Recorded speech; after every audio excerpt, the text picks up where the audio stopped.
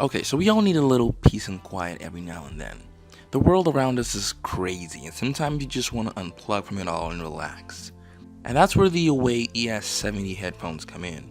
These earphones deliver a rich experience with your music and makes watching movies more immersive thanks to that super bass surround sound.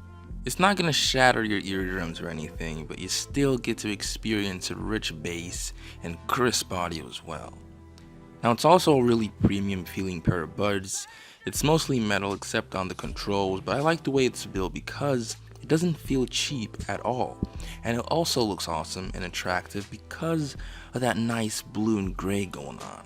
It has this thin blue strip on the buds, which I initially thought was some kind of RGB light strip that glows, but it's unfortunately not. It would have been cool if it was though.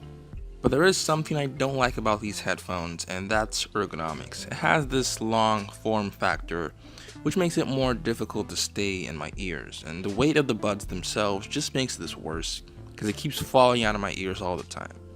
I prefer the weirdly shaped but really comfortable design of my AKG headphones to these. Now remember, this is a really cheap pair of headphones. It costs about $14, so you can't expect to have over the edge features like magnetic buds or touch sensitive surfaces, but for what it's worth, I really can't complain. Also, I'd like to mention Awei did an amazing job with the box. It was really well designed that I didn't want to throw away the box so soon.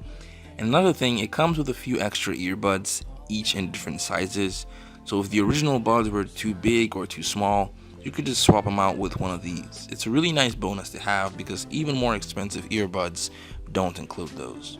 Now I wish I could give you an example of how good these headphones sound, but that's something you're gonna need to experience on your own to fully appreciate it, and I have a link in the description so you can pick one up and see for yourselves.